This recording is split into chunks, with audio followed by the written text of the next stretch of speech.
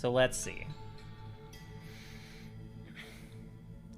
Last time, you may recall, last we left our heroes, they had been traveling east from Eden. Just realized that's a game. That's fine. To investigate this, like, rot that was spreading down the river and kind of infecting the shores, infecting the waterways, causing the foliage on the shore to, like, kind of overgrow in a strange way and sickening the crops around the river. So pretty big problem in Eden, where like food is somewhat short at the time. Want to protect their land from this kind of thing. It was concerning that the river going right by Eden was turning black and causing the foliage to grow in a strange way, to mutate and take over.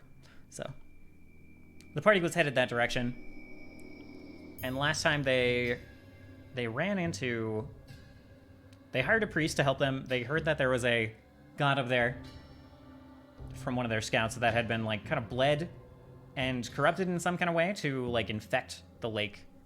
And that was what was causing this rot to spread. So they headed up there with a priest to hopefully help heal this demigod. They found up there one of the scouts that had been left there to assist. A member of the Assassin's Guild, an old associate of the party. One of Eve's old companions, basically. And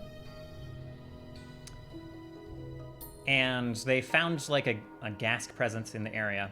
Found an adventurer that had been wounded, a couple of Leshy that had been wounded, and we left off with the party trying to assist the Leshy, trying to heal them a little bit, retrieve them from the lake. And at the very end of that session, a sphinx infected with ghast fever, kind of like descended from the sky and attacked them, basically saying, no more interlopers, no more humanoids here, get out of here. Like, you've caused enough problems, essentially. This session, the party dealt with the Sphinx pretty easily. On the one hand, it didn't seem like the Sphinx's heart was totally in it. He was like,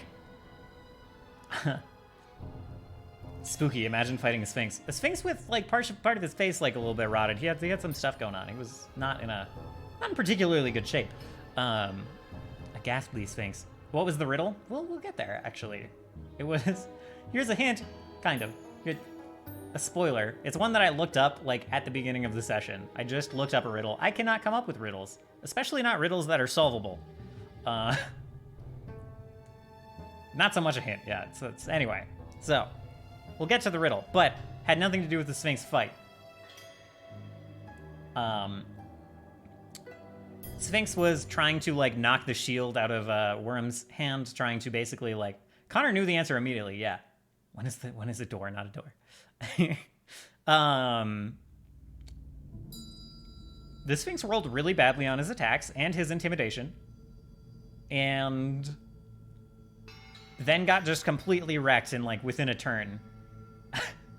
Got really low HP and then, like, flew away saying, no, I can't let the wards fall. I need to, just kind of mumbling to himself about wards and not being able, having to keep those up. Laying down for the night. Oh, okay. But we'll catch the Vaughn. Have a great, I don't know if you meant session or season, but either way, yes, will do. Have a good sleep. Thank you for stopping by. So, they drove the Sphinx away, in short. The Sphinx retreated, prioritizing these wards that it was talking about, and the party kind of scratched their head, talked about it a little bit, and decided to move on. There was some talk of going and healing the Sphinx, but they decided not to. And a couple of the party members were like, okay, we should help the Sphinx, and a couple of the other party members were like, fucking lightning breath, man! And just kept this often happens in D&D, I think, where, like, some of the party will want to negotiate and figure things out, and the other half of the party really just wants to use their abilities and fight. So some of the party was, like, trying to negotiate, trying to talk to the thing, trying to calm it down, and then some of the rest of the party was just using their abilities and weakening the creature. And maybe the intent could have been to knock it out, but the creature ran away before that could happen. In either case, negotiating did not succeed. So Sphinx ran away, Sphinx fled, and the party moved on. they were headed towards the forest, the other side of the lake. They started to get into the forest. They saw that many ghasts were wandering around. They saw that it was pretty thick in there. And the general consensus was like, screw them. There was one wandering kind of near the tree line, and I don't remember who it was, but someone was like, Sonus, take him out. And then Sonus like whipped his sword at this ghast using Hand of the Apprentice. Knocked into him, didn't do a ton of damage, did like 10 damage. It was not the best roll ever. Like near minimum roll, I think. Oh, it was bug. Okay. So, yeah, sword slammed into the ghast, knocked it down, but the ghast had more HP than that. These ghasts were a little bit tougher. And the ghast stood up and started just charging at the party and screamed, let out a loud blood-curdling scream. And the party was like, fuck. Okay, so we didn't take it out in one hit. And it attracted quite a bit of other attention. I think it was in total 6 ghasts, maybe 5, that showed up to the fight. That, like, kind of approached the party from all different directions. And then Connor, Danzavar, Sonus was like, I was too busy dancing. Yeah.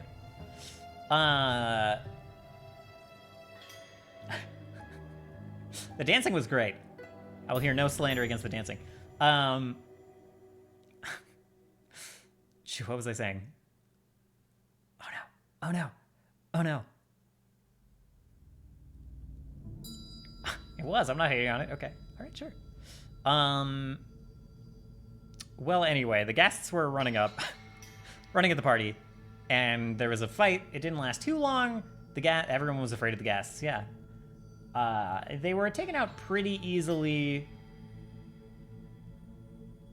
I think they did some damage. It was a chunky fight a little bit. But the party cleaned it up pretty well. But they learned that, maybe just charging through, fighting every ghast, that like trying to take out ghasts silently, it wasn't going to work out the best. They had enough health. They were a little bit more oh my god. Somebody's taking the train to Sleepy Time Junction, and it's Pika. Have a good night, Pika. Thank you for lurking. Thank you for hanging out. Hope you have a good night. Catch you later. Have a good sleep. So, maybe just walking through the forest nonchalantly, taking out every ghast they saw wasn't going to be the move. It wasn't going to be the move. So it was about that time that the assassin that they, Iavis, they left him with the wounded fellow from the Adventuring Guild. Trusted him to, like, kind of bring him back to Eden. He came walking back after the party had spent some time fighting and figuring out what to do. He wandered back. They saw him coming in the distance, walking across the kind of rocky hills to the south. And when he caught up, they were like, what happened with where'd the kid go? Where'd the bronze darter go? And he was like, oh yeah, I found some guards from the like royal family's estate, which was, it's right around here somewhere, right in here. Found some guards from there that were, on guard for any ghasts that had wandered out that way. They were alert to this threat. Found some guards, gave the kid to them. They said they would watch over him. So here I am. I'm back to help. I'm back to help more. And the party was like, okay, sure. They worked out that Ivis could, he's pretty stealthy. It's kind of his whole jam, really. He's not super fighty, but he is super stealthy. So he would walk ahead of the party and kind of alert them when there was a ghast, when they could continue. And they used this to kind of get to where they needed to go without being noticed by these wandering ghasts that were scouting around.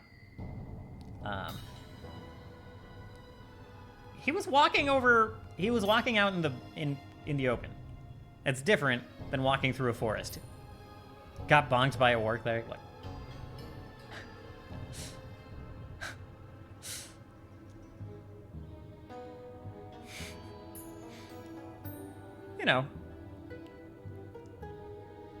Ivis is super stealthy. I'm sticking to that claim. Anyway, stealthy enough for a bunch of wandering, slightly aimless ghasts following orders. but I guess not enough for the War Cleric with high wisdom. If this is the Assassin's Guild, Solus has no fear. Probably they're not going to assassinate the Emperor. Probably not. It's probably not a job they would take. Eve, though. One fear. Single fear for Eve. Correct. So anyway, party followed until there was at one point where a bird call went off to be like, hey, hold up. There is company bird calls, so wait. And then there was like no all clear call. It just never came. And then Loki went and scouted ahead, took a bird form, flight form, I think. I forget, the aerial form, something like that. Some spell that let Loki let her turn into a bird. So she flew ahead, crow form, yeah. Turned into a crow, flew ahead, saw that, found a clearing where Iavis was just like knocked out, just bloody head wound, knocked out at the edge of the clearing, and then saw this, this War Cleric chilling in the middle of the clearing. There was this trickle of blood, of dark black blood that they'd been following, led up to where there was I have a thing for this, don't I? Yeah, led up to where this god, this large stag with kind of like intertwined root-like horns, was laying with several stab wounds, several daggers in it, where these wounds were bleeding this like black blood, laying on this rune that seemed to be keeping away some of these ghasts. Ghasts were trying to push on it, trying to get through this rune, get through this barrier that this rune was projecting, and they were like kind of burning their hands doing so. They were losing HP trying to do this. So Loki witnessed these ghasts just trying to get through this barrier. Returned to the party, let them know what was up, and the party showed up, and the fight kind of started, and was a little sketchy. The fight got a little sketchy. Thomas the Tank Engine, come on and slam and welcome to the jam. Bring your party to the War Cleric. Nobody touches my good boy Sonus. Well, yeah, I mean, he got a little touched. This thing happened. So first round of combat goes by. The party kind of splits up. They unleash a ton of damage on... It's Chaplain Brining, by the way, for a few folks from the recaps of ages past. Chaplain Brining was a fellow that they met in charge of like a mercenary company, and he was a war cleric of the Shade of Death. They kind of helped each other out on the road out to go fight Salamander. So quite a while ago, they had been allies in this one fight against some Earth Elementals. But they recognized him, or only Sonus recognized him now, since the rest of the party is entirely new. Yeah, only Sonus, right. But they unleashed a bunch of damage on him, and like he was below half health the first round. And then the party split up. Worm was bringing some of the NPCs, the Leshies and Lucius, brought him around this way to try to like start working on the barrier, working on this rune, figuring out what was going on over here. And it was just for the count, it was Chaplain Brining and like 5 ghasts that they were fighting at first. I need a year's worth of time to retrain. We can probably cut that down a little. Probably. We'll figure something out.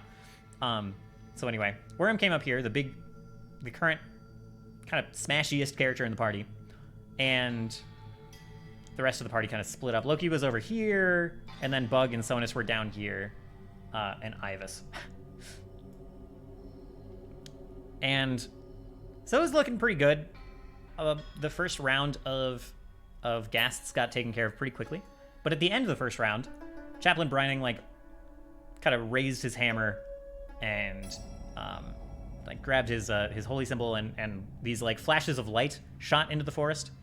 And then a couple of ghasts appeared at the edge of the forest and started to move in. Not for this round, but for like the next round of combat. And from this point on, it kind of devolved a little bit into Worm and Loki were like taking care of these side ghasts, and like Bug was kind of doing some damage to Chaplain Brining. Same with Sonus. But Brining worked through both of them. Came up and smacked down Bug, knocked him unconscious, moved on to Sonus. Had a couple of words with him since they kind of knew each other. Smacked him down, knocked him unconscious. And again, while this was going on, Loki and Worm were both dealing with some of these side ghasts and doing a pretty good job, but like not quite knocking them down in one turn, so more and more were showing up. And to Worm's credit, the Leshies... Oh yeah, so the Leshies touched the barrier to shift focus up here away from the pain train. The Leshies had touched the barrier and looked at each other, and they were like, what did that mean? What does this mean? And then Lucius touched it, and he was like, wait. Oh, and I don't remember what I said. I don't remember what it was. It was like, what has... It was something like... I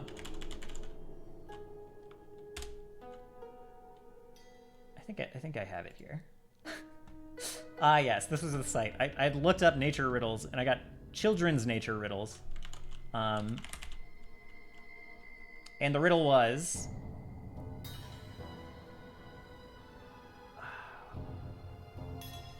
Was it this one? No, that's the echo.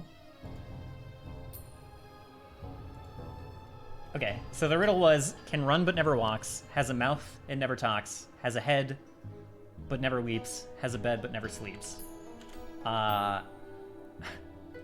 Rude but not untrue. So I went and I looked up this riddle at the start of it. Yeah, Exiled has it, River. And like, even though, so it was like Lucius saying this to Worm, and then Connor just shouted, he was like, a river! And so Worm was like, river? And like a little bubble opened up, a little door opened up in this runic bubble. And he was able to enter, the Leshies were able to enter. The healers were able to get in and start like trying to help this, help the god kind of stabilize a little bit, try to wake him up. So that would have yielded some results if it kept going for a while, but the fight kind of ended the next round. But in the meantime, Loki came over. The problem with Brining was that he had really high AC. He had like a 27 or a 28 AC, and everyone kept rolling like 25, 26, 27, not quite getting there. So Brining was like really low and just not taking any damage. Like he just wasn't taking any damage. So let's see. So Loki moved forward. Oh yeah, so I get Bug never actually missed. It's just the melee attacks that kept missing.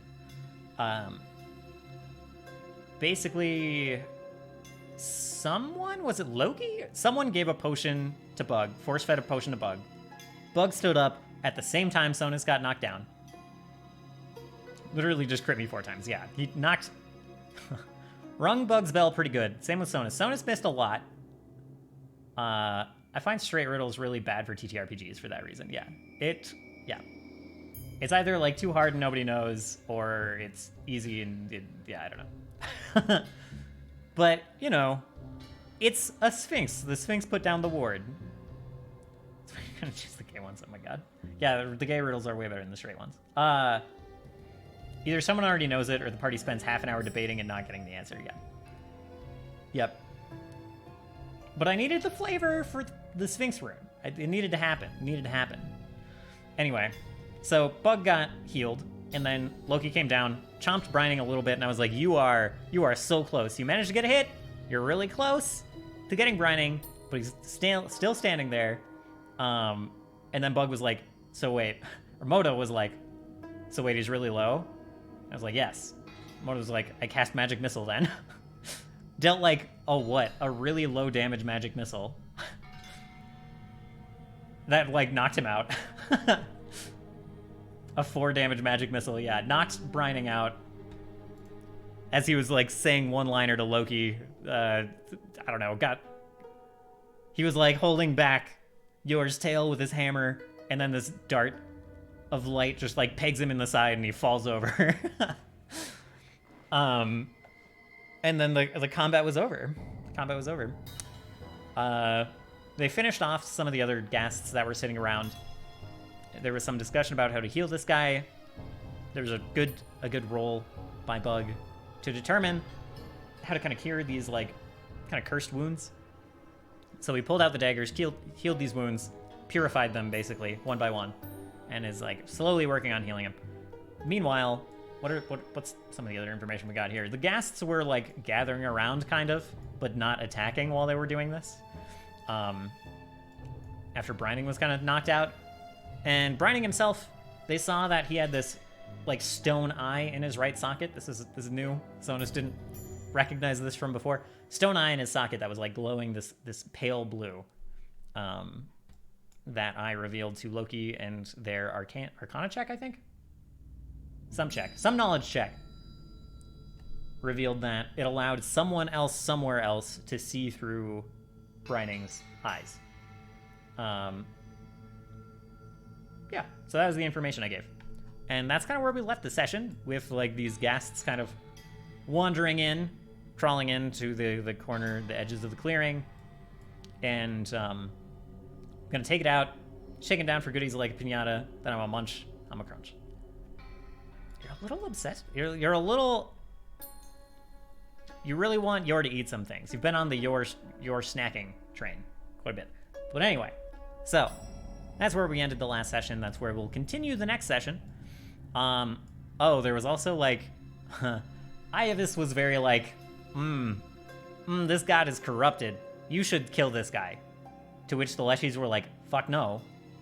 But, and so was Worm. Worm was like, no, what guild were you part of? And Iavis was like, Assassin's Guild? And Worm was like, I think you should leave. I think you should probably leave.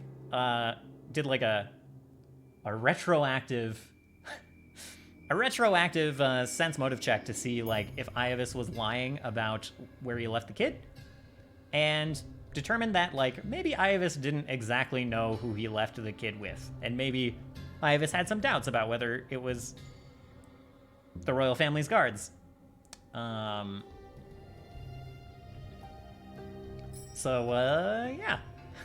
Worm was like, you should leave, and Iavis was like, I'm not walking through this forest with all the ghasts.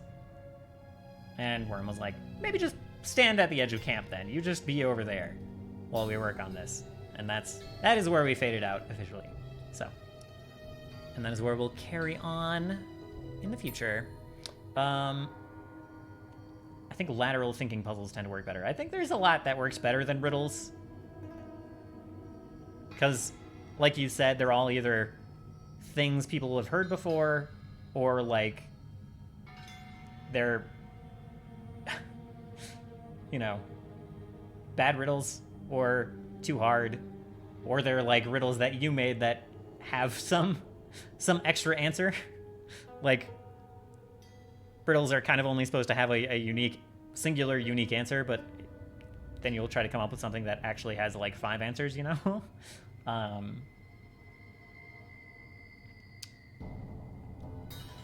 So, although in that, I don't know, in that situation, I suppose you can just accept whatever answer that fits that the party comes up with.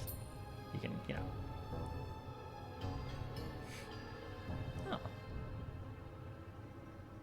Anyway. So that's where, yeah, I'm looking forward to continuing and kind of figuring out what goes on from there. There's a couple of decisions that the party has to make. The party is, like, still, oh yeah, well, wait, no. You did not level up. You did not, but you did get experience. The party is going to continue healing the Guardian, which is the forest god we discussed before. Continue healing him, and they talked a little bit about figuring out what to do with the Sphinx, about maybe going to him, but that was kind of left undecided, and also figure out what to do with Chaplain Brining. So there's a lot of stuff we're going to figure out right at the beginning of the next session, and then, to my knowledge, I think the party is headed to the true rot, the original, the OG rot over here next.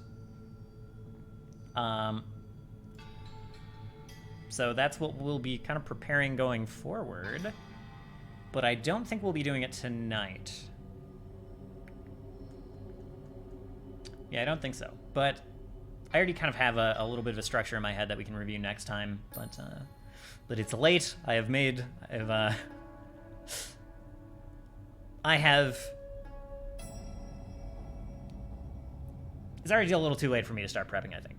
Tower of the Moon now? If you have time, if you've got a good 30 to 45 minutes, we can do that next. So that was the recap, and we'll leave that there. Let's see.